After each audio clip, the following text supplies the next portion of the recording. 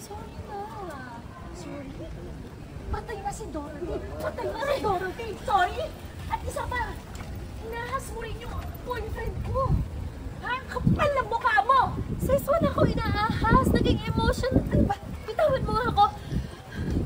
Naging emotional support lang ako ng boyfriend mo habang wala ka.